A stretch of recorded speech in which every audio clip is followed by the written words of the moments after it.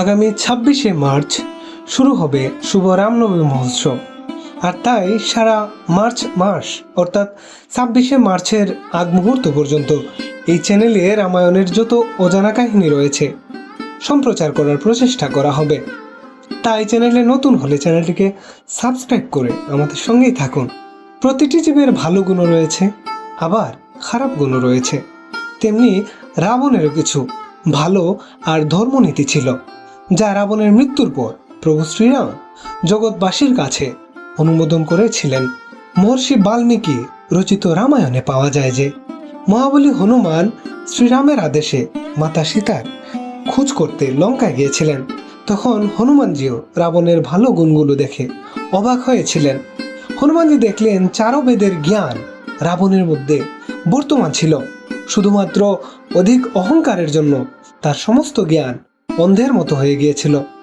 রাবণের এত বুদ্ধিমত্তা হওয়ার কারণ হচ্ছে রাবণের ১০টি মাথা, আর ১০টি মাথায় ১০টি বুদ্ধি রয়েছে।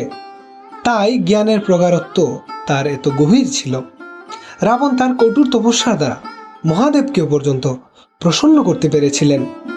যখন রাবণকে প্রভু শ্রী রামচন্দ্র মুখে ব্রহ্মাস্ত্র বিঁধেছিলেন, তখন প্রভু শ্রী রামচন্দ্র আমার শ্রী লক্ষণ মহাশয়কে আদেশ দিলেন, রাবণ আর কিছুক্ষণ বেঁচে থাকবে, এর থেকে জ্ঞান উপদেশ শুনতে যাও।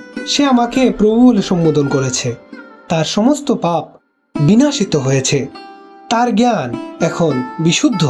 তাই লক্ষণ তার কাছ থেকে ধর্মবাণী শুনতে যাও। সেখানে রাবণ লক্ষণকে ৩টি উপদেশ দিয়েছিলেন, যা খুবই মূল্যবান। তার মধ্যে প্রথমটি হল শুভস্ব শীঘ্রম, অর্থাৎ শুভ কাজ খুবই শীঘ্রই করা উচিত এবং অশুভ কার্য থেকে যত দূর থাকা যায় ততই মঙ্গল। রাবণ বলল, আমি প্রভু শ্রীরামকে চিনতে অনেকটা দেরি করে ফেলেছি, আর তার জন্যই লঙ্কাপতি রাবণ সবার সামনে লজ্জিত আর নিন্দনীয়, কেননা ইতিহাস আমাকে সদা সর্বদা অশুভ বলেই জ্ঞাত হবে।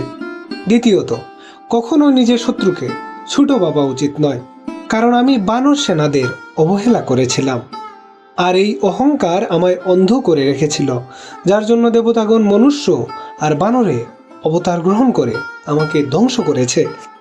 তৃতীয়ত, যদি জীবনে কোনো গোপন বিষয় থেকে থাকে তাহলে সেটা নিজের মধ্যেই সীমাবদ্ধ রাখবেন, নিজ ছাড়া আর ঈশ্বর ছাড়া কেউ যেন না শুনতে পারে। রাবণ এই কথা বলার অর্থ হলো রাবণের শক্তিমত্তার সমস্ত কিছুই বিভীষণকে জানাতো, আর এদিকে বিভীষণ যখন শত্রু হলো তার সমস্ত শক্তির গোপনীয় তথ্য প্রভু শ্রীরাম তথা বানর সৈন্যদের জানিয়েছিলেন, যার জন্য রাবণকে সমূলে ধ্বংস করা সহজ হয়েছিল। এই ছিল আজকের অধিবেশনের আয়োজিত বিষয়। আপনি যদি প্রভু শ্রীরামের ভক্ত হয়ে থাকেন তাহলে জয় শ্রীরাম লিখতে ভুলবেন না।